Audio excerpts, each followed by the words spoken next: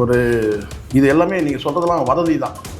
விஜய் வந்து இந்த தேர்தலில் வந்து போட்டியிடுறதா நேற்று 6 மணி வரையிலும் 5 மணி வரையிலும் இரவு முடி மாறி இருக்கான்னு தெரியல. நேற்று எனக்கு வந்த தகவல் விஜய் வந்து இந்த தேர்தலில் விஜய் போட்டியிடலை. 5 மணி நிலவரப்படி 5 மணி நேரம் என்ன 6 மணிக்கு மேலே வேற விஜய் தெரியும். அதனால் 5 மணிலேருந்து 6 மணி வரைக்கும் அந்த செய்தி எனக்கு என்னன்னா விஜய் போட்டியிடல இந்த தேர்தலில். எப்படி சார் பிரசாந்த் கிஷோர் மாதிரியா? ஆமாம், இதில் நீங்கள் பெரம்பூரில் நின்று ஜெயிச்சு வந்து நீங்கள் கதையை ஓட்டிட்டு இருக்கீங்க ஒரு பக்கம், சரிங்களா? திருச்சி கிழக்கு அது அப்புறம் திருச்சி கிழக்கு நீங்கள் ஏன் அது திருச்சி கிழக்கு நான் கேட்குறேன். நீங்கள் தான் 234 தொகுதியில் நீங்கள் பெரிய கல்ட்டு இல்லை சார். அப்போது உங்களுக்கு தேர்தலில் போட்டிடுறதா தகவலே கிடையாது. சும்மா ஒரு இதை சொன்னாங்கன்னா வந்து பெரம்பூர் தொகுதின்னு எதுக்கு சொல்கிறதுன்னா குளத்தூர் தொகுதியில் வந்து ஸ்டாலின் நிற்கிறதுனால இவர் வந்து பெரம்பூர் தொகுதியில் நிற்க போகிறாங்க. அப்படியே சீனை ஓட்டுறாங்க. பக்கத்தில் இருக்கிறதுனால அப்படியே நேருக்கு நேர் மோதுற மாதிரி. ஒரு அரசியல் கட்சி இந்தியாவிலே உலகத்திலே வந்து ஒரு அரசியல் கட்சி படிப்படியாக வந்து எந்த ஆசாபாசங்களுக்கு இடம் கொடுக்காம படிப்படியாக மெல்ல கொள்கையில் மட்டுமே முன் வச்சு கொள்கை அதுவும் குறிப்பாக வந்து பார்த்திங்கன்னா வந்து தத்துவங்களை முன் வச்சு காசு வாங்காத இது வரைக்கும் வந்து பார்த்திங்கன்னா வந்து எந்த இலவசங்களை அறிவிக்காமல் தேர்தலுக்காக வாக்குக்கு பணம் கொடுக்காம வெறும் முழுக்க கொள்கையில் மட்டுமே தத்துவங்களின் கோட்பாடுகளை முன் வச்சு மெல்ல ஒரு ஸ்டெப் வர்றது ஸ்ட்ராங் ஃபவுண்டேஷன் தம்பி. இன்னும் ஒரு வந்து பார்த்தீங்கன்னா இன்னும் 10 ஆண்டு காலம் கூட தான் ஆட்சி அதிகாரத்தில் வந்து உட்காந்து பார்த்தீங்கன்னா அதை 50 ஆண்டு காலத்துக்கு அசைக்க முடியாது. மினிமம் நான் சொல்ல மினிமம் 50 ஆண்டு காலத்துக்கு வந்து நாம் தமிழர் கட்சி ஆட்சியில் உட்காந்துருந்தா அசைக்க முடியாது. இப்போ தகுதியார்ந்த வேட்பாளர் தான் இப்போ சீமான் அவர்களை பொறுத்த வரைக்கும் தகுதியார்ந்த வேட்பாளர்னா கேட்டால் 2 கோடி கொண்டாந்து கொடு 3 கோடி கொண்டாந்து கொடு அப்படி சொல்லக்கூடிய கட்சி கிடையாது. 10 பதிப்பு முடிச்சிருக்கணும். ஒரு கட்சி வந்து பார்த்தீங்கன்னா வகைப்படுத்தி வச்சுருக்காங்களே, இதுதான் வரைமுறை, இதுதான் விதிகள். இதுக்கு வந்து பார்த்தீங்கன்னா இந்த தகுதிகள்லாம் யார் இருக்கிறதோ அவங்க போட்டிடணும்.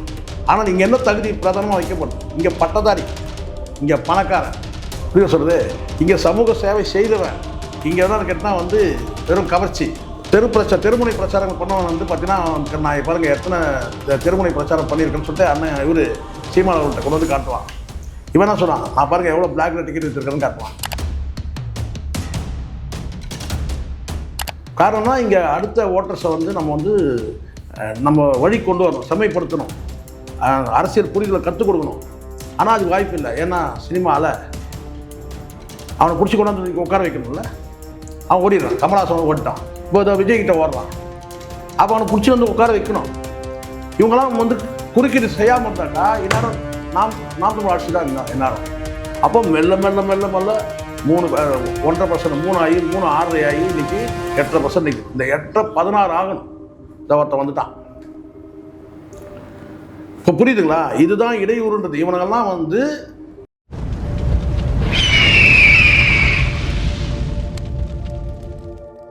அரசியல் கருட நேயர்களுக்கு வணக்கம். இன்று நம்மோது இணையும் சிறப்பு விருந்தினர் மூத்த பத்திரிகையாளர் செக்வாரா ஜெய்சங்கர் அவர்கள். வணக்கம் சார். வணக்கம் சார். சீமான் அவர்கள் 234 தொகுதிக்கான வேட்பாளரை அறிவிச்சிட்டார். காரைக்குடியில் தான் நான் போட்டியிடுவேன் அப்படின்னு சொல்லிட்டு மக்களை நம்பி நான் வரேன் அப்படின்னு சொல்லிட்டு அவர் போய் போட்டிடுறாரு.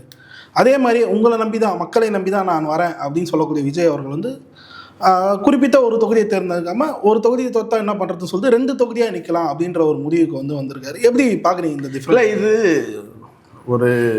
இது எல்லாமே நீங்கள் சொல்கிறதெல்லாம் வதந்தி தான். விஜய் வந்து இந்த தேர்தலில் வந்து போட்டியிடுறதா நேற்று 6 மணி வரையிலும் 5 மணி வரையிலும் இரவு முடி மாறி இருக்கான்னு தெரியல. நேற்று எனக்கு வந்த தகவல் விஜய் வந்து இந்த தேர்தலில் விஜய் போட்டியிடலை. 5 மணி நிலவரப்படி 5 மணி நேரம் என்ன 6 மணிக்கு மேலே வேற விஜய் தெரியும். அதனால் 5 மணிலேருந்து 6 மணி வரைக்கும் அந்த செய்தி எனக்கு என்னன்னா விஜய் போட்டியிடலை இந்த தேர்தலில். எப்படி சார் பிரசாந்த் கிஷோர் மாதிரியா? ஆமாம், ஏன் அதுதான் கரெக்டாக சொல்லிட்டீங்க. பிரசாந்த் கிஷோர் வந்து இதை போட்டியிட்டதோட விளைவு அந்த கட்சி டோட்டலாக விழுந்துச்சு. முதல் தேர்தலில் உங்களுக்கு வெற்றி வாய்ப்பு இல்லைன்னு வச்சுக்கோங்க, ஆட்சி அதிகாரத்தில் போய் உட்கார முடியாது, சிஎம் ஆக முடியாதுன்னு வச்சுக்கோங்களேன், நீங்கள் போட்டியிடக்கூடாது. இப்போ பிரசாந்த் கிஷோர் போட்டியிடுற விளைவு என்னன்னு கேட்டிங்கன்னா அந்த கட்சியே வந்து என்னன்னு கேட்டிங்கன்னா வந்து கலகலத்துச்சு. இப்போ பிரசாந்த் கிஷோர் போட்டியிடணும்னு வச்சுங்களேன், அந்த வாக்கு சதவீதம் பெருசாக பேசப்பட்டிருக்கோம். பிரசாந்த் கிஷோர் தோற்றதை பற்றியோ அதை பற்றி பேசியிருக்க மாட்டாங்க. இப்போ என்னாச்சுன்னு கேட்டால் அந்த வாக்கு சதவீதத்தை பற்றி யாரும் பேசவே இல்லை. பிரசாந்த் கிஷோரே தோத்துறாருங்க, எல்லாரும் டெபாசிட் காலிங்க முடிஞ்சிச்சுங்க, அவ்வளோதாங்க. அந்த பேர் வரக்கூடாதுன்றதுக்காக வெற்றி வாய்ப்பு வந்து உறுதி இல்லை. வெற்றி வாய்ப்பு வந்து நம்ம 30% வந்து பெற்று நம்ம ஆட்சி அமைக்கிறதுக்கான வாய்ப்பு இல்லை. கூட்டணிக்கான கட்சிகள் யாரும் வரல. அது மிகப்பெரிய தோல்வி. முதல் பர்சன்டேஜ் நீங்கள் என்ன முக்கிய எடுத்தாலும் நீங்கள் என்ன சொல்லுங்கன்னா 19, 25, 30, 40 சீட்டில் எழுதி நக்கிக்கலாம். ஆனால் வந்து 10% தாண்டுமானே சொல்ல முடியாது. இன்றைக்கி இருக்கிற நிலைமைக்கு 5% வந்து 10க்குள்ளே தான் வந்து பண்ணணும். 5%லேருந்து 10%க்குள்ளே தான் வாக்கு. அப்போ நீங்கள் என்ன பண்ணீங்க? நீங்கள் போட்டிட்டீங்கன்னா நீங்களே வெற்றின்னு சொன்னால் நீங்கள் ஏன் செலக்ட் பண்ணுறீங்க பெரம்பூர் சொல்லிட்டு? 234 தொகுதியில் எங்கள் தலைவர் எங்கே நின்னாலும் ஜெயிப்பார் சொல்ல வேண்டியது. நீங்கள் தான் பெரிய கல்ட்டாச்சா, பெரிய ஆளுமையாச்சா? இப்போ புரியுதுங்களா? பெரம்பூரில் நின்னீங்கனாலே நீங்கள் ஜெயிக்க முடியாது. சீன் ஓட்டுறாங்க. ஏன்னா பக்கத்தில் குளத்தூர் தொகுதினால பெரம்பூர் தொகுதியில் நின்னார்னா அப்படியே அங்கே அதெல்லாம் கிடையாது. அதுக்காக என்ன சார் குளத்தூர் தொகுதியில் போட்டிடுறவங்க வேட்பாளர்லாம் என்ன செய்வாங்க, பெரம்பூரில் அந்த போட போகிறாங்க. அந்தந்த தொகுதி வேறு. பெரம்பூரில் நின்னீங்கன்னா முதல்ல நீங்கள் ஜெயிக்கவே முடியாது. அதுக்கு காரணமே நான் கேட்டால் ஆம்ஸ்ட்ராங்குடைய மரணத்துக்கு நீங்கள் போகவே இல்லை. ஆம்ஸ்ட்ராங் மரணத்துக்கு நீங்கள் வந்து ஒரு மரியாதை செலுத்தலை சார். முதல்ல அப்படி ஒரு விஷயம் நடந்தது அவருக்கு தெரிஞ்சிடும். முதல்ல தெரியுமான்னு கேளுங்க. ஓய் சார் இந்த மாதிரி ஆம்ஸ்ட்ராங் இறந்துட்டார். ஆம்ஸ்ட்ராங் இறந்துட்டாரா அப்படின்னு தான் கேட்கலாம். இல்லை இப்படி கேட்கலாம், ஆம்ஸ்ட்ராங்னா யாருன்னு கேட்கலாம். அந்த லட்சம் தான் சார் விஜய். சார் ஒரே வாரத்தில் 2 பேருடைய மரணம் நடக்குது. ஆம்ஸ்ட்ராங் இந்த வாரம் இருக்கிறாருன்னா அடுத்த வாரம் வந்து பார்த்தீங்கன்னா வந்து வெள்ளையன் இருக்கிறார். வெள்ளையனுடைய டெத்துக்கு வீர வணக்கம் சொல்லிட்டு போகிறானுங்க சார். அதுக்கு முந்தின வாரம் வந்து பார்த்தீங்கன்னா இருந்திருக்காங்க. சரி நீங்களாம் நான் வெளிநாட்டுக்கு போயிட்டீங்க. அதே வந்து பார்த்தீங்கன்னா வந்து வீட்டில் தான் இருக்கிறார் விஜய். ஜான்கிட்டே ஃபோன் பண்ணி சொல்கிறேன், என்ன சார் எல்லோரும் டெத்துக்கு போகிறாங்க, நீங்கள் போலையா சார்னு கேட்குறேன். இல்லை சார் இரங்கல் செய்தி நான் வெளியிட்டேன் சார் அப்படி கேட்டேன். பட்டு அவங்க தான் சார் முடிவு பண்ணோம் அப்படின்றாரு. இல்லை சார் கடைசி வரைக்கும் போகாதே விட்டாங்க சார். அது அவங்களுடைய விருப்பம் சார். நான் என்ன செய்ய முடியும்? டெத்துக்கு போகாதீங்க இதெல்லாம் நான் சொல்லி. ஆனால் போகணும், போயிடணும், கண்டிப்பாக போயிடணும். அரசியல் கட்சி ஆரம்பிச்சு தேசிய கட்சியோட மாநில தலைவர் ஒரு அகால மரணம் போய் தான் இருக்கணும். அப்போ போகலை. அப்போ உங்களுக்கு என்ன பார்வை இருக்குது? அதே ஒரு வாரம் கழிச்சு வெள்ளையன் மட்டும் போகிறீங்க. இப்போ புரியுதுங்களா? இதுதான் இவங்களுடைய பார்வை. அப்போ வந்து அந்த மக்களுக்கு அந்த கோபம் இருக்குல்ல. இப்போது பெரம்பூரார்ன்றது தான் பேர். யாருக்கு? ஆம்ஸ்ட்ராங்கு பெரம்பூரார் சொல்லுவாங்க. பெரம்பூர் தொகுதியில் நிற்கிறீங்கன்னா அந்த தொகுதியை நீங்கள் தேர்வு செய்கிறீங்க, ஜெயிச்சிடலாம். அதுக்கான கிறிஸ்டியானிட்டி ஓட்டு இருக்குது, அது இருக்குது, இது இருக்குது சொல்லிட்டு. ஆனால் ஆம்ஸ்ட்ராங் யார்? அவர் வந்து ஒட்டுமொத்தமாக அங்கே வந்து பெரம்பூர் பகுதியில் பரவலாக வந்து பார்த்தீங்கன்னா வந்து அவருடைய வந்து சப்போர்ட்டர்ஸ் இருக்காங்க.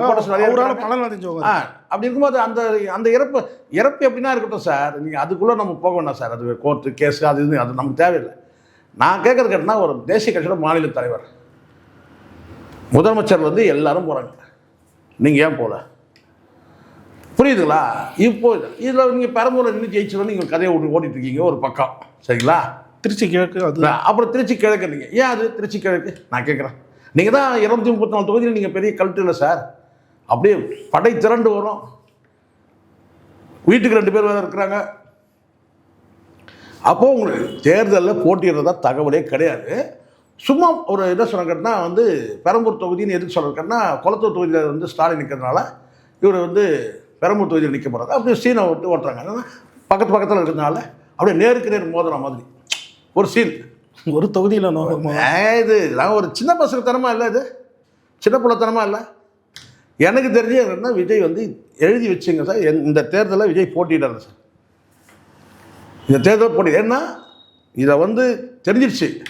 ஒரு பக்கம் கூட்டணி எதுவும் இல்லை, நம்ம ஆட்சி அமைக்க முடியாதுன்னு தெரிஞ்சிருச்சு. இருந்த கூட்டணி போயிடுச்சு. இருந்தவங்க போயிட்டாங்க. எப்போ சேர்ந்தாங்க அவ்வளோதான், முடிஞ்சிச்சு, டோட்டலாக போயிடுச்சு. ஒரே ஒரு கட்சி இருந்து முஸ்லீம் வந்து பார்த்தீங்கன்னா நீங்கள் என்ன பண்ணீங்களோ தெரியல. அவங்க வந்து ஒரு பேச்சுவார்த்தை ஸ்டார்டிங் தான். இது பேச்சுவார்த்தை தான். ஒரே ஒரு முட்டு கொடுத்துருந்தார் முஸ்தபா, அவரும் கிளம்பிட்டார். அவரும் வெளியே வந்தாச்சு. அப்போ உங்களுக்கு என்ன இருக்குது சொல்லுங்க பார்க்கலாம். அரசியலில் வந்து சில நேரங்களில் வந்து வியூகங்கள் வந்து நீங்கள் என்னதான் வியூகங்கள் அமைச்சாலும் கூட அதை கரெக்டாக எக்ஸிக்யூட் பண்ணணும். நீங்கள் எக்ஸிக்யூட் பண்ணுறதுல மிஸ்டேக் பண்ணி வியூகம் போட்டால் பெருசா இவர் வந்தால் கரெக்டாக இருங்க. எல்லாம் கற்பனை உலகத்தையும் வாழ்ந்தீங்க. திருமாவளவன் வந்துடுவார், அப்படியே காங்கிரஸ் வந்துடும், அப்படியே கம்யூனிஸ்ட் வந்துடுவாங்க, அடுத்தது நம்ம வந்து முதலமைச்சர் ஆகிடும், எம்ஜிஆர் மாதிரி ஆகிடும். இப்படியே கற்பனையிலேயே கடைசியில் இப்போ வந்து என்ன பண்ணுறேன், அன்னைக்கு இந்த ஆதவ அர்ஜுன் அங்கே காலை வச்சானோ நேற்று வரைக்கும் பாருங்கள் சார். நேற்று மேட்ரு எடுங்க. இது அந்த ரஜினியை தேவலம்னு நோண்டி விட்றாங்க. அவர் பாட்டுன்னு அவர் நிம்மதியாக வந்து அவர் வந்து ஒரு தொழில் ஒன்று இருக்கார். அரசியல் வராமல் இருக்குது. திமுக மிரட்டுச்சுன்றார். உண்மையிலே 2 காரணம் சார். ஒன்று வயது, ஒன்று வயது, நோய் ஒரு பக்கம் இருந்தால் கூட கிட்னியில் அப்போ ப்ராப்ளம் இருந்தது. அடுத்தது கொரோனா வேறு இருந்தது. கொரோனா சிகிச்சைக்காக வந்து ஏன்னா பலரும் பல கல்ட்டுகள் எல்லாம் வந்து பல சினிமாவில் ஆளுமைகள் எல்லாருமே வந்து கொரோனாவில் இறந்துட்டு இருக்கிறாங்க. அது ஒரு ரீசன். இன்னொரு பக்கம் என்னன்னு கேட்டால் பிஜேபி வந்து சில அழுத்தங்கள் கொடுக்குது. அப்போ இங்கே இருக்கிற அந்த அரசியல் தட்பவெப்பம் பார்க்குறாரு. இங்கே திராவிட கட்சிகள் ஒரு இன்னொரு பக்கம் வந்து வெர்சஸ் டிஎம்கே வெர்சஸ் என்டிகேன்ற ஒரு பெரிய ஒரு யுத்தம் இருக்கும்போது இப்போ இதுக்கு இடையில் நம்ம உள்ள நுழைகிறோம். அதாவது திராவிடம் தமிழ் தேசியம் மோதும் போது நம்ம உள்ள நுழைகிறோம். அப்போ நம்ம கடுமையாக விமர்சனங்களை நம்ம எதிர்கொள்ளணும். அந்த விமர்சனத்தெல்லாம் எதிர்த்து நம்ம அரசியல் பண்ணுறது வந்து இங்கே கஷ்டன்றதா உணர்றாரு. ஏன்னா அவங்க பல அட்வைசர்கள் வந்து கடந்த காலத்தில் வந்து 96லேயே வந்து இவர் சொன்ன பாலச்சந்தர், உனக்கு வந்து அரசியல் செட் ஆகாது, இங்கே வந்து அரசியலை தாக்கு பிடிக்கிறது ரொம்ப கஷ்டம் அப்படின்னு அப்போவே சொல்லிட்டார். உனக்கு அரசியல் செட் ஆகாது, உன் குணத்துக்கு அரசியல் செட் ஆகாதுன்னு சொல்லிட்டார். ஏன்னா கமலுக்கு ஏன் சொல்லலைன்னா, கமலுக்கு வந்து அப்போ அரசியல் எண்ணமே இல்லாமல் இருந்துச்சு. அப்போ இவர் அரசியல் வரப்போறாரு ஒரு தகவல் இருக்கும்போது அப்போ பாலச்சந்தர் அட்வைஸ் பண்ணது தான். அந்த அட்வைஸ் அப்படியே இருக்குது. அதுதான் நீங்கள் அரசியலுக்கு வரும்போது பார்த்தீங்கன்னா சில ஆரம்பத்திலே சில அழுத்தங்கள் வருது, ப்ரெஷர் வருது. அப்போ அவர் முடிவு பண்ணிடுறாரு. இத்தனையும் கொடிகள் தயார் பண்ணுறாங்க, வந்து அவர் மேடையில் அறிவிக்கிறாரு, நான் வந்து இந்த ரேஸில் நம்மளும் இருக்கிறோன்னு சொல்கிறார், எல்லாம் சொல்கிறார். ஆனாலும் அவருக்கு வந்து சில தாக்கீதுகள் வருது. ஒரு பக்கம் வந்து உடல் ரீதியாக நெருக்கடி. அப்போ நமக்கு வேண்டாம், இது நம்ம ஒரு அமைதியான ஏன்னா அமைதியான வாழ்க்கையை விரும்புகிறவங்க அரசியலுக்கு வரமாட்டாங்க அப்படின்னு சொல்லி, அமைதியாக இருக்க விரும்புகிறவங்க, அமைதியாக வாழ விரும்புகிறவங்க அரசியலுக்கு வர மாட்டாங்க. ஏன்னா அரசியல்ன்றது எப்போவே ஒரு என்ன சொன்ன ஒரு வெப்ப பூமின்னு சொல்லுவாங்கள்ல, ஹீட்டாகவே இருக்கும் எப்பவுமே. அரசியல்ன்றது வாழ்க்கை சூடாகவே இருக்கும். அப்போ நம்ம வந்து குழுக்குழுக்குன்னு இருக்கணும், நம்ம ஏசி ரூமில் இருக்குன்னு சொன்னால் நீங்கள் அரசியல் வரக்கூடாது. அரசியல் வந்தீங்கன்னா வெயில் மழை எல்லாத்திலும் நீங்கள் வந்து அலையணும் சார். சும்மா ஏசி ரூம் ஜெயிக்க முடியாது. இப்போ விஜய் வந்துட்டு அவசரப்படுறான் பாருங்க, அப்படியே ஜில்லுன்னு உள்ள ரூம்லேயே உட்காந்துட்டு ஜெயிச்சலான்னு நினைக்கிறேன். நடக்குமா சார்? ஆனால் பட்ட எம்ஜிஆர், ஜெயலலிதா இவங்கெல்லாம் வந்து பார்த்தீங்கன்னா காடு மேடாக அலைஞ்சவங்க தான். அதனால் இப்போ வந்து நான் சொன்னீங்கன்னா வந்து ரஜினிகாந்த் வந்து திமுக தான் மிரட்டுச்சின்னு சொல்லிட்டு ஒரு புதிய கதையை கட்டுறான். அப்போ இவன் எங்கே இருந்தான்? இந்த ஆதவர்ஜனா எங்கே இருந்தான்? திமுகவில் இருந்தான்.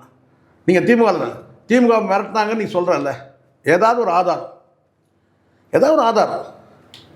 யாரும் வந்து இவருடைய என்ன சொன்னால் அவருடைய அரசியல் அந்த வருகையை கூட பற்றினா யாரும் வந்து விமர்சிக்கலாம் கிடையாது. அவராக அவர் யோசிக்கிறாரு, இங்கே ஒரு வேக்கண்ட் இருக்குது, ஒரு வெற்றிடம் இருக்குது, அரசியலில் ஒரு வெற்றிடம் இருக்குது. ஏன்னா ஜெயலலிதா கலைஞர் இல்லாதனால, 2 பேரும் மறைஞ்சதுனால, ஜெயலலிதாவும் இல்லை கலைஞர் இல்லாதனால இங்கே ஒரு வெற்றிடம் இருக்குன்னு. ஆனால் அந்த வெற்றிடம் வந்து நிரப்பப்படும்ன்றது அவருக்கு தெரியுது. யார் நிரப்புறாங்க? மு.க. ஸ்டாலின் நிரப்புறாரு அந்த இடத்துன்னு தெரியுது. அந்த பக்கம் எடப்பாடி. ஆனாலும் வந்து சரி நம்ம வந்து இந்த நேரத்தில் நம்ம வரத்து சரியாக இருக்குன்னு சில பேர் சொல்கிறாங்க. அந்த அட்வைஸ் எடுத்து அசை போட்டு பார்க்குறாரு, இல்லை செட் ஆகாது. இங்கே உள்ள அரசியல் நிலைமைக்கு நம்ம வந்து நம்முடைய கருத்தாக்க இந்த ஆன்மீக அரசியல்லாம் எடுபடாதுன்றதை அவர் புரிஞ்சுக்கிறாரு. அதுக்கப்புறம் அவர் வந்து விளைகிறார். அவ்வளோதான். 2 காரணம் தான். பிஜேபியிலேருந்து கொடுக்கப்பட்ட அழுத்தம், 2வது அதை தாண்டி வந்து பார்த்தீங்கன்னா இங்கே குடும்பத்தில் வந்து பார்த்தீங்கன்னா மகளுடைய விவாகரத்து, இந்த பிரச்சனைகள் ஒரு பக்கம், உடல் நோய், இதெல்லாம் பார்த்து தான் வராமல் போயிடாது. திமுக எங்கே இதில் வந்து மிரட்டுது? இவர் மிரட்டினாங்களா? இவர் தலைவர் வந்து வலிமையாக இருந்தான். உன் வலிமையை தான் பார்த்து தானே இருக்கிறோம். யார் மிரட்டுறாங்க? இப்போ கூட நான் விஜய் வந்து யார் மிரட்டுறாங்க? நீங்களே ஆப்பில் ஏறி புது டிசைனாக செய்கிறீங்க. ஆப்பு செய்து நீங்களே ஏறி உட்காடுறீங்க. நீங்கள் உங்களுடைய ஆப்பு தானே. கரூரில் நடந்தது உங்களுடைய ஆப்பு தான். தீஷாவும் நீங்கள் செதுக்குன வந்து ஆப்பு தான். நீங்களே ஆப்பை ரெடி பண்ணிட்டு நீங்களே அது மேலே ஏறி உட்காந்துட்டு திமுக தான் திமுக தான் ஆப்பு வைக்குதுன்னு சொல்லிக்கிறேன். நீங்கள் நான் ஒரு செய்தி பார்த்தேன், அதாவது தாவேக்கு ஆதரவாளர் தான். அவர் சொல்கிறாரு, நம்மளை காப்பாற்ற இந்த ஆள் அரசியல் வந்தான்னு பார்த்தா இந்த ஆள் அரசியல் வந்து நம்ம தான் காப்பாற்ற வைக்கிறதா இருக்குது. அதுதான் அப்படி தானே ஆயிடுச்சு. அப்படின்னு ஒன்றுமே இல்லை சார். இப்போ காவல்துறை வந்து பாதுகாப்பு கொடுக்குறத இப்போ எப்படி ஆயிடுச்சு? முன்னாடி என்ன செய்வாங்க, மக்கள்கிட்ட இருந்து பாதுகாப்பு கொடுப்பாங்க, தலைவருக்கு எதுவும் சேதாரம் ஆகிடக்கூடாது அப்படின்னு நினைப்பாங்க.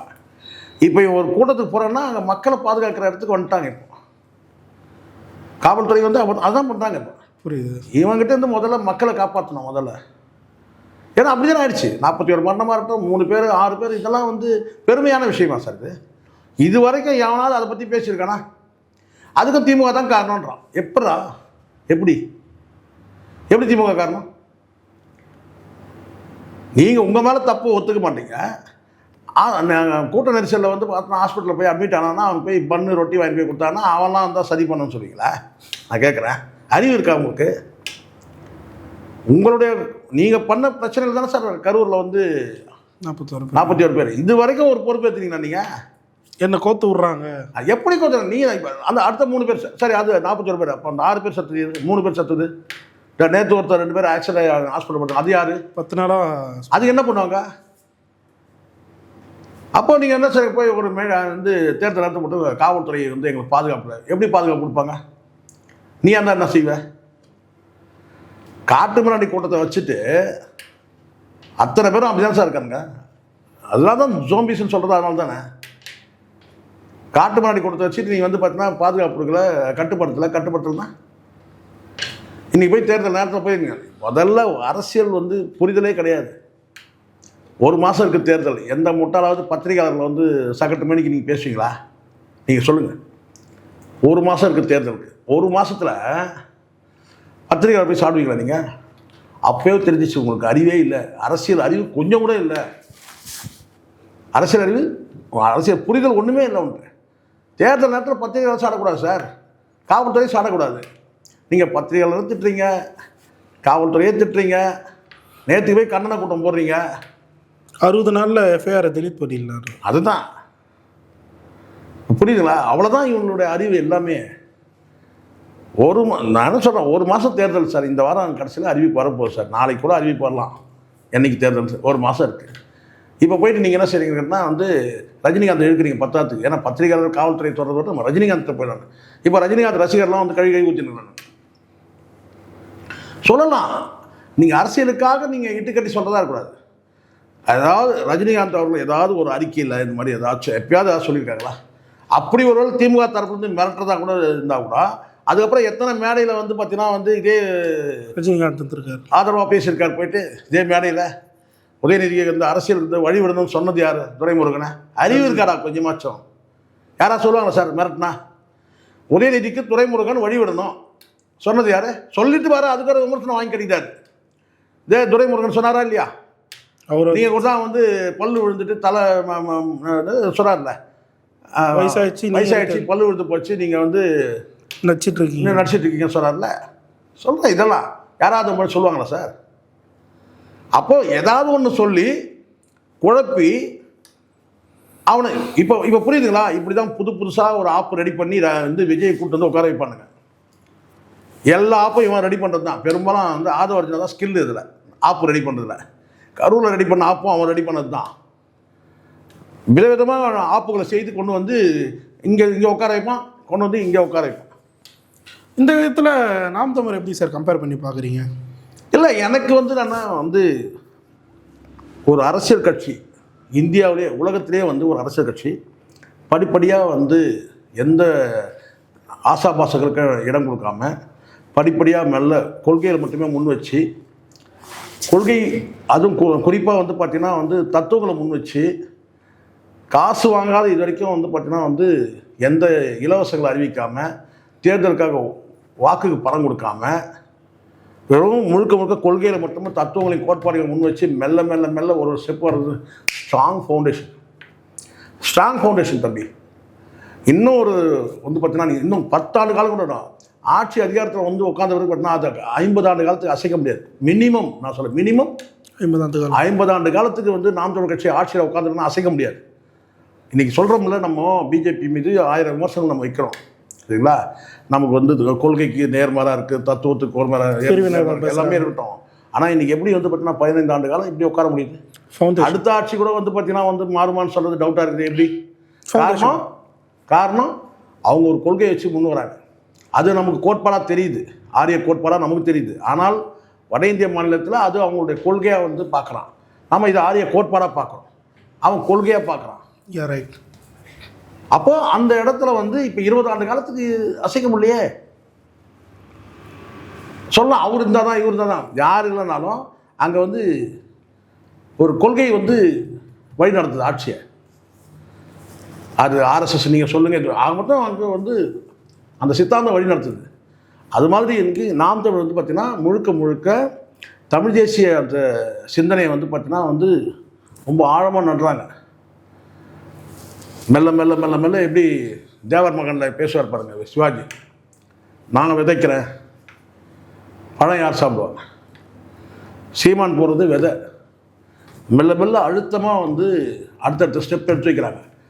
அது சில பேர் கேட்கலாம், அடுத்த ஆட்சி அமைஞ்சா சந்தோஷம் தான், ஆனால் அமையல்னாலும் வந்து பார்த்தீங்கன்னா அடுத்த இலக்கை அடைவாங்க. இதுக்கு நடுவில் எத்தனை வந்து கோடாரிகள் வருதுங்க. கமலாசம் வந்தாரா? யாருக்கு பாதிப்பு? நாம் தமிழ் வளர்ச்சிக்கு பாதிப்பு. காரணம்னா இங்கே அடுத்த ஓட்டர்ஸை வந்து நம்ம வழி கொண்டு வரணும், செம்மைப்படுத்தணும், அரசியல் புரிதலை கற்றுக் கொடுக்கணும். ஆனால் அதுக்கு வாய்ப்பு இல்லை. ஏன்னா சினிமாவில் அவனை பிடிச்சி கொண்டாந்து உட்கார வைக்கணும்ல, அவன் ஓடிடுறான். கமலாசன் ஓடிட்டான், இப்போ இதை விஜய்கிட்ட ஓடுறான். அப்போ அவனை பிடிச்சி வந்து உட்கார வைக்கணும். இவங்களாம் வந்து குறுக்கீடு செய்யாமல் இருந்தாக்கா இந்நேரம் நாம் தமிழ் ஆட்சி தான் இந்நேரம். அப்போ மெல்ல மெல்ல மெல்ல மெல்ல 1.5% 3 ஆகி 3 6 ஆகி இன்றைக்கி 8.5% நிற்குது. இந்த 8 16 ஆகணும். இந்த ஒருத்தன் வந்துட்டான். இப்போ புரியுதுங்களா? இதுதான் இடையூறுன்றது. இவனுங்கெல்லாம் வந்து கொள்கை இல்லாத ஒரு கூட்டம் அப்பப்போ வந்து என்ன செய்யணும்னா நம்ம வந்து எப்படி ஒரு வேள்வி, ஒரு யாகம் வளர்த்தும் போது வேள்வி பண்ணும்போது பார்த்தீங்கன்னா கண்ட பிசாசுகள் வந்து சுத்தம் கூச்சல் எழுப்போம், அந்த வேள்வியை வந்து தடுக்கும். அந்த மாதிரி தான் இது வந்து தமிழ் வேள்வி. நாம் தமிழர் கட்சியை பொறுத்த வரைக்கும் அந்த வேள்விக்கு இடையூறாக சிலலாம் வரும். அப்படி தான் இதெல்லாம். ஸோ இதை வந்து நம்ம தான் வந்து சரியான அரசியல் புரிதலோடு நம்ம வந்து அடுத்தடுத்த நகர்வுகளை கொண்டு போகணும். குறிப்பாக சரி, வெற்றி பெறுமான்னு கேட்கறத விட நாம் தமிழ் வெற்றி பெறணும்னு சொல்லணும். அந்த வார்த்தையை கொஞ்சம் மாற்றி வெற்றி பெறும் சொன்னால் வெற்றி பெறணும்னு சொல்லணும். பெரும்பாலும் கேள்விக்குறி போடுறது வந்து நிறுத்தணும். சார், குறிப்பாக இப்போ சமீபத்தில் தமிழ் சினிமா இயக்குநர்களாக சீமான் அவர்களை வந்து சந்திச்சிருந்தாங்க. அந்த மாதிரி விஷயங்கள்லாம் போயிட்டுருக்கு. மறுபுறம் சினிமாவில் கரியர் உச்சத்துலேருந்து வரேன் அப்படின்னு சொல்லிட்டு விஜய் வந்து வரும்போது இப்போ பல சினிமாவை சார்ந்த இயக்குநர்களாக இருக்கட்டும், நடிகர்களாக இருக்கட்டும், இப்போ விஜய் விமர்சிக்க தொடங்கியிருக்காங்க, சீமான் அவர்களை ஆதரிக்க தொடங்கி. இந்த விஷயத்தை எப்படி பார்க்குறீங்க? இல்லை, இது அதான் சொல்கிறேன்ல, இந்த ராஜா வேஷம் கலைஞ்சி போச்சு டும் டும் டும் சொல்லுவாங்கள்ல, ராஜா வேஷம் கலைஞ்சி போச்சு டும் டும் டும்னு ஒரு 3ஆம் பிறையில் ஒரு சொல்லுவாங்க பாருங்க. அந்த மாதிரி தான் இது நம்ம எடுத்துக்கணும். அவனுடைய வேஷம் வந்து சாயம் வெளுத்து போகுது, புரியுதுங்களா? நீல சாயம் வெளுத்து போச்சு டும் டும் டும் டும், ராஜா வேஷம் கலைஞ்சி போச்சு டும் டும். அது அவனுடைய சாயம் வந்து வெளுத்து போகுது. அவன் எல்லோரும் நினைக்கிறோம், இவர் யார், இவர் எம்ஜிஆர் மாதிரி நானுங்க. அதுக்கப்புறம் எம்ஜிஆர் மாதிரி கொஞ்சம் கொஞ்சமாக வந்தானுங்க. அப்புறம் கேட்டால் அவர் விஜயகாந்த் மாதிரி நானுங்க. அப்புறம் நான் ஜெயலலிதாவுடையோ வந்து நாங்கள் ரோல் மாடலாக எடுத்தோம், கலைஞரே ரோல் மாடல் நாங்கள். நான் தான் சொன்னேன், யார் மாதிரிலாம் சொல்லாதீங்க, அவன் என்டி ராமராவ் மாதிரி அசிங்கப்படுவான். நான் தான் சொன்னேன். இது எப்படி என்டி ராமராவ் வந்து தன் மனைவி இறந்த பிறகு தன் பிள்ளைகளை விட்டுட்டு சிவபார்வதி கிட்ட வந்து இவர் வந்து ஐக்கியமானதா, அப்போ தான் செருப்பு தூக்கி அடிக்கிறாங்க. யார் மீது? என்டி ராமராவ் மீது செருப்பு. அதே சூழல் உருவாகும். அதே சூழல் இப்போ உருவாகிட்டு இருக்கு. என்டி ராமராவுக்கு என்ன நிலைமை, அந்த நிலைமை தான் விஜய்க்கு. இறுதியாக ஒரே ஒரு கேள்வி தான் சார். வேட்பாளர்கள் நேர்காணலை வந்து தவேக நடத்திருக்கு. சிபிஐ விசாரணைக்கு அழைக்கும் போது இல்லை எங்களை அரசியல் பண்ணி இருக்குது அப்படின்ற மாதிரி சொல்லிட்டு இங்கே வேட்பாளர் அந்த இன்டர்வியூவில் வந்து கலந்துக்கிறாரு. இன்னும் 1 மாதம் தான் இருக்குது. இப்போ திமுக அதிமுக போன்ற கட்சிகள் ஆல்ரெடி வேட்பாளர் ஃபிக்ஸ் பண்ணியிருப்பாங்க, கூட்டணிக்கு ஏற்ற மாதிரி அதை மாற்றிப்பாங்க. அந்த மாதிரி ஒரு விஷயம் அவங்க இருக்குது. தவேக எப்படி 234 தொகுதியிலும் வேட்பாளரை போட போகுதுன்றது இப்போ ஒரு கேள்வியாக இருக்குது. இன்னொரு விஷயம், இப்போ ஒரு தொகுதியில் 2-3 பேர் நமக்கு தான் எம்எல்ஏ சீட்டு கிடச்சிரும் அப்படின்ற ஒரு ஆசையில் இருந்திருப்பாங்க. ஒருத்தருக்கு கொடுத்தா இன்னொருத்தர் வந்து அதை ஏற்றுக்கும் மனப்பான்மையில் இருப்பாங்களான்னு தெரியாது. எப்படி சமாளிக்க போகிறாங்க? முதல்ல ஒரு விஷயம், வேட்பாளர் வந்து 234 ரெடி பண்ணுறது ஒரு பெரிய விஷயம் தம்பி. ஒரு தொகுதிக்கு ஏன் சில இடத்துல வந்து சுயேட்சைகள் கூட வந்து பார்த்திங்கன்னா 10 பேர் 20 பேர் ஒரு தொகுதியில் போட்டிடுவாங்க. ஏன் தேர்தல் மன்னர்கள் சொல்லி பேர் எடுத்தவங்களாம் இருக்கிறாங்க. அதனால் ஒரு பெரிய விஷயம் கிடையாது. இந்த 234 தொகுதி இப்போ ஆள போகிறது ஒரு அரசியல் கட்சிக்கு ஒரு இயக்கத்துக்கெல்லாம் பெரிய விஷயமே கிடையாது. தகுதி வாய்ந்த வேட்பாளர் இங்கே இப்போ கேட்டிங்க பாருங்க, அதுதான் தகுதி வாய்ந்த வேட்பாளர் வந்து பார்த்திங்கன்னா அந்த தகுதி என்னென்னு பார்க்கணும். இப்போது தகுதி வாய்ந்த வேட்பாளர் தான் இப்போ சீமான் அவர்களை பொறுத்த வரைக்கும் தகுதி வாய்ந்த வேட்பாளர் தான் கேட்டால் 2 கோடி கொண்டாந்து கொடு, 3 கோடி கொண்டாந்து கொடு அப்படி சொல்லக்கூடிய கட்சி கிடையாது. 10 பதிப்பு முடிச்சிருக்கணும். ஒரு கட்சி வந்து பார்த்திங்கன்னா வகைப்படுத்தி வச்சுருக்காங்களே. இதுதான் வரைமுறை, இதுதான் விதிகள். இதுக்கு வந்து பார்த்தீங்கன்னா இந்த தகுதிகள்லாம் யார் இருக்கிறதோ அவன் நீங்கள் போட்டிடணும். ஆனால் நீங்கள் என்ன தகுதி பிரதானமாக வைக்கப்படுது? இங்கே பட்டதாரி, இங்கே பணக்காரன், புரிய சொல்கிறது, இங்கே சமூக சேவை செய்தவன், இங்கே என்னன்னு கேட்டால் வந்து வெறும் கவர்ச்சி. ஏன்னா அவனுடைய ரசிகர் மன்றத்தை தூக்கி பிடிச்சவன், ஆல்ரெடி எம்எல்ஏவாக இருக்கிறவங்க, அவ்வளோதான், மனதளவில் எம்எல்ஏவாக இருக்கிறோம். இங்கே இதுதான் இங்கே கேட்டான். இங்கே என்ன தகுதி? இங்கே என்ன தகுதி? தெருமுனை பிரச்சாரம் பண்ணவன் வந்து பார்த்தீங்கன்னா, நான் பாருங்கள் எத்தனை தெருமுனை பிரச்சாரம் பண்ணியிருக்கேன்னு சொல்லிட்டு அண்ணன் இவர் சீமான் அவர்கள்ட்ட கொண்டு வந்து காட்டுவான். இவன் என்ன சொல்கிறான், நான் பாருங்கள் எவ்வளோ பிளாக்ல டிக்கெட் வச்சுருக்கேன்னு காட்டுவான். கரெக்டா? இது மாதிரி நம்ம அப்போ இதுதான் இப்போ இந்த இடத்துல நீங்கள் புரிஞ்சுக்கணும். இந்த வேட்பாளருக்கும் இந்த வேட்பாளருக்கும் இது கன்றுக்குட்டி, இங்கே பன்றிக்குட்டி, வித்தியாசம் இருக்குல்ல? நிச்சயமா. இங்கே கன்றுக்குட்டி, இங்கே பன்றிக்குட்டி. இப்படி தான் நம்ம பார்க்கணும். தகுதிகள்னு நீங்கள் பார்க்கும்போது தகுதியை நீங்கள் பார்க்கணும். அந்த தகுதி என்ன தகுதி? இதுதான் தகுதி. புரியுது. அப்போ இந்த சட்டமன்ற உறுப்பினர் எப்படி செயல்பாடு இருக்கோ இந்த சட்டமன்ற உறுப்பினர் செயல்பாடு எப்படி இருக்கும்? இதுதான் நம்ம புரிஞ்சுக்கணும். அதனால் 234 தொகுதியில் போகிறது வந்து பார்த்தீங்கன்னா வந்து யார் வேணால் போடலாம். நான் நினச்சேன்னா 234 தொகுதியில் வந்து பார்த்தீங்கன்னா ஊருக்கு என் ஃப்ரெண்டு ஒருத்தர் இருக்கிறான், ஒரு டிஸ்ட்ரிக்டில் ஒரு 4 பேர் இருக்கான் ஃப்ரெண்டு, ஒரு டிஸ்ட்ரிக்டில் இருக்கிறான், 1-2 டிஸ்ட்ரிக்டில் வேணால் எல்லாம் போகலாம். அதுக்கப்புறம் வந்து லிங்கில் எடுத்துக்கலாம். நாளைக்கு ஒரு கட்சி பேர் அறிவிச்சு இது 234 தொகுதியை வந்து பார்த்தா எல்லாம் பணம் கட்டுங்கப்பா போட்டுவிடும். அது பெரிய விஷயம் கிடையாது. தகுதி வேணும்ல. எந்த தகுதி? நீங்கள் மக்களை என்னங்க சந்திச்சிருக்கீங்களா? அவன் வந்து வெந்தது தின்ட்டு வீட்டில் உட்காந்துட்டு துணி துவச்சி போட்டு வீட்டு வேலை செஞ்சுட்டு இருப்பான். அவனாம் தேர்தல் நிற்க முடியுமா சார்? மக்கள் சேவை செய்யணும்ல. நிச்சயமா. இஷ்டத்துக்கு அவனும் வந்து பார்த்தீங்கன்னா வந்து எவன் கட்சாலும் தழுத சொன்னாங்க, தண்ணி கேன் போடுறவன், வந்து பேப்பர் போடுறவன் எல்லாரையும் நான் என்ன சொன்னால் அந்த தொழில் கேவலம் சொல்லலை. 4 பேர் தப்பாக புரிஞ்சுக்கிறாங்க. அது சொல்ல முழுக்க அரசியலே என்னன்னு தெரியாத ஒரு அப்பாவிகளை கூட கொண்டு வந்து வச்சிட முடியாதுன்ற நான் தொழில் எந்த தொழிலும் எல்லா தொழிலும் சார் நல்ல தொழில் தான். ஐடியில் வேலை செய்கிற முத்தாளவும் அரசியல் ஐடி கம்பெனி கூட இருக்கட்டும் சார் அவன். ஆனால் அரசியல் புரிதல் வேணும்ல. புரியுது. அரசியலில் வந்து நீங்கள் சமூக குறைஞ்ச அதனால தான் கல அரசியல்னு எதுக்கு சொல்கிறது? கல அரசியலில் நீங்கள் இருந்தீங்களா? இல்லை. இப்போ திடீர்னு வந்து ஆசை வந்துடுச்சு நானும் எம்எல்ஏ ஆகணும். என்ன சார் இது பெருமாள்கள் சுண்டலா இது? இந்தா கொஞ்சம் நீ பிடி சொல்கிறது. நிச்சயமா. அதனால் வந்து இந்த 234 பேருக்கும் இந்த 234க்கும் வித்தியாசம் இருக்குது. முதல்ல அங்கே எனக்கு தெரிஞ்சிருக்குன்னா ஒரு 56 பேர் தான் இவங்க போட்ட தகுதிக்கு. யார் போட்ட தகுதிக்கு? டிவிகேல போட்ட தகுதிக்கு 56 வேட்பாளர் மட்டும்தான் இருக்கிறாங்க. அந்த 56 கூட வந்து பார்த்தீங்கன்னா 10 பேர் வந்து முன்னாடி இருக்கிற அந்த பேச்சாளர்கள் ஏன் வந்து இன்றைக்கி ஆதவர்ஜுனாக்கு ஒரு முக்கியத்துவம் கொடுக்குறாங்க? மேடை பேச்சு எல்லாம் புரிஞ்சுக்கிறோம். ஃபண்ட் பண்ணுறாரு. ஒரு ஃபண்டு அவன் தான் பண்ணுறான். 10 எம்எல்ஏ அங்கே ஃப்ரெண்டுனா அந்த ஃபண்டு கூட அவன் தான் தரான். அதனால் வந்து முக்கியத்துவம் தரப்படுது. லாட்ரியில் அடிச்சு கொள்ளடிச்சு போனால் அவங்ககிட்ட இருக்குது அவன் பண்ணுறான். அதனால அவனுக்கு முக்கியத்துவம். இப்போ அவர் தான் ஸ்டார் அங்கே. யார்? அதோ. ஆமாம், அவர் தான் இப்போ வந்து கட்சியில் 2வது. இவனெல்லாம் சேர்ந்து அவன் பொண்டாட்டி பிள்ளை சேர்க்காம இருக்கான். எதுக்கு? நாளைக்கு வந்து வாரிசு அரசியல் வந்து பார்த்தீங்கன்னா பிள்ளைக்காரன் வந்துட்டான்னா நம்ம கட்சி வாங்க. கடந்த காலத்தில் எவ்வளோ பார்த்துருவோம் சார். காஞ்சிராம் இருந்தார். காஞ்சிராமுக்கு அப்புறம் மாயாவதி வந்தாங்க. அவங்க குடும்பத்தில் யாரும் வரலையே. கடைசியாக எங்களுக்கு வந்து அவருடைய உடம்பை கொடுத்தா போதும்னு சொன்னாங்க. அந்த மாதிரிலாம் நடந்துச்சு யூபியில். அவர் நாங்கள் பார்த்துக்குறோம், அவர் படிக்காதவர்களும் எங்ககிட்ட கொடுக்கணும், அவங்க கஸ்டடியில் வச்சுருக்கிறாங்க அப்படின்லாம் சொல்லி கடந்த காலத்தில் அதெல்லாம் நடந்துச்சு.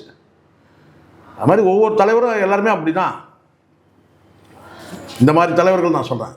ஒவ்வொருத்தரும் இந்த மாதிரி தலைவர்கள் பொண்டாட்டி இல்லை பிள்ளை இல்லைன்னு சொல்லி பிள்ளைகளை பெற்ற பிள்ளைகளையும் பொண்டாட்டியும் தூரமாக ஒதுக்கிட்டு இருக்கிற தலைவர்லாம் கடைசி காலம் இப்படிதான் ஆகும். நிச்சயமாக. பெரும்பாலும் நீங்கள் கூத்தியார் வச்சுருக்கிறோம். பெரும்பாலும் கூத்தியார் வச்சுருக்கோன்னா அது கரெக்டாக பொண்டாட்டிகிட்ட மடியில் சாக மாட்டான் சார். பொண்டாட்டி மடி சொன்னான், கூத்தியார் மடியில் தான் சாவான். அவங்களும் சொல்லுவாங்க ஹார்ட் அட்டாக்ல இறந்துட்டாருன்னுவாங்க. நம்ம நம்பணும். இது நம்ம நம்பணும். புரியுது. சரி செத்துட்டானா இன்னைக்கு செத்தா நாளைக்கு பால். இது 7ஆம் நாள் நடப்பு, 14வது நாள் காக்காக்கு சோறு வைக்கணும். அவ்வளோதான், முடிஞ்சிச்சு. யாராவது இதை வந்து எப்படி சத்தாரு ஏது சத்தாரு என்ன கேட்க போகிறோம்? சாதாரண மனுஷன் கூட அது நடக்கும். பல தலைவர்களுக்கு அது நடக்கிறதே கிடையாது. உண்மைதான் அது சொல்கிறேன் நான். இன்னைக்கு டேட்டுக்கு யார் சார் இருக்காங்க விஜய்க்கு? நீங்கள் சொல்லுங்கள் சார். நீங்கள் கடைசி கேள்வி கேட்டீங்க, நானும் கடைசியாக சொல்கிறேன். ஃபேமிலியில் சொல்கிறீங்களா? யார் இருக்கிறாங்க கூட? யாரும் இல்லை. யார் இருக்கிறாங்க? விஜய் கூட யார் இருக்கிறாங்க? நல்லா தாங்க தலைவர் சொல்லுவான் காலையில் புஷியானந்த், நல்லா இருந்தாருங்க, நல்லா தாங்க பேசிட்டு இருந்தார், நல்லா தாங்க பேசிட்டு இருந்தார். அண்ணா நான் வந்து கொஞ்ச நேரம் படுக்கிறேன்னா சொல்லி, சரி படுக்கிற தலைவரேன்னு சொல்லிட்டு நான் போனேன், காலைல வந்து பார்த்தா இப்படி இருக்கிறாரு அப்படின்னு வாங்க. அப்போ என்ன செய்ய முடியும்? சங்கீதாவோ சங்கீதாவோட பிள்ளையோ இல்லை எஸ்டிஎஸ்சி என்ன பண்ண முடியும்? ஒன்றும் செய்ய முடியாது. சரி, அடுத்த வேலையை பாருங்கன்னு தானே செய்வாங்க. அதான உண்மை. இப்போ புரியுதுங்களா? ஒரு குடும்பத்தில் 1000 கஷ்டங்கள் சலசலப்பெலாம் இருக்கும் சார். எல்லாத்துக்கும் உடனே பிரிஞ்சு போயிட முடியுமா சார்? 25 வருஷம் வாழ்ந்த வாழ்க்கை என்னாச்சு? கசப்புகள்லாம் வரதான் செய்யும். ஒரு குடும்பத்தில் எப்பவுமே இனிமையாகவே இருக்குமா சார்? பல பிரச்சனைகள் வரும். பொருளாதார பிரச்சனை இருக்குது, சரி உங்களுக்கு பொருளாதார பிரச்சனை இல்லைன்னா வேறு பிரச்சனைகள் இருக்குது. இப்படி குடும்பம்னா பிரச்சனை வரதான் செய்யும், சின்ன சின்ன உரசல்கள் வரதான் செய்யும். அதெல்லாம் நீங்கள் வந்து சார் என்ன பெரிய, இப்போ நீங்கள் செய்த தப்பாக செஞ்சுட்டாங்க சொல்லுங்க பார்க்கலாம். கண்ட கழுதிகளை கூட்டு தெரியுறீங்க, சுற்றுறீங்க. சங்கீதா அப்படி எங்கன்னா போயிட்டாங்களா என்ன சொல்லுங்கள்? நீங்கள் தானே கண்ட கழுதி கூட்டு சுற்றுறீங்க, சங்கீதா போகலையே. நிச்சயமா. அப்புறம் உங்ககிட்ட முதல்ல தெளிவு இருக்கணும் சார். வாழ்க்கைனா என்னன்ற தெளிவு இல்லை, புரிதல் இல்லை. அப்புறம் நீங்கள் அரசியல் வர வந்துட்டீங்க, எங்களையெல்லாம் வர ஆளணும்னு நினைக்கிறீங்க. என்ன சார் இது நியாயம்? Okay sir. பல்லருக்கு சரி, நீங்கள் தான் அப்படி இருக்கிறீங்க. பார்த்தா அவங்க கூட இருக்கிற பொறிக்கைங்களும் அப்படி தான் இருக்கிறாங்க. எல்லாம் மனைவி வந்து பார்த்தீங்கன்னா மனைவியால் விரட்டப்பட்டவர்கள், மனைவியால் கைவிடப்பட்டவர்கள், இவங்களை வச்சு தான் கட்சியை நடத்துறீங்க நீங்கள். தானே உண்மை? நிச்சயமா. அதெல்லாம் நேற்று கூட ஒருத்தர் பேசும்போது சொன்னேன். சும்மா இருங்க. ஹிட்லர் அமீர் வந்து ஹிட்லர் சொல்கிறார். அமீர் சொன்னது கிட்டத்தட்ட உண்மை தான். ஹிட்லராவது நாஜி கட்சி நடத்தினான், இவன் காஜி கட்சி தான் நடத்தினான். உண்மை தானே சார்? ஒன்று பேசுறதை பாருங்கள். இது காஜி கட்சி, ஹிட்லர் நடத்துனது நாஜி கட்சி. Okay sir. பல்லருக்கு தெரியாது. நன்றி சார்.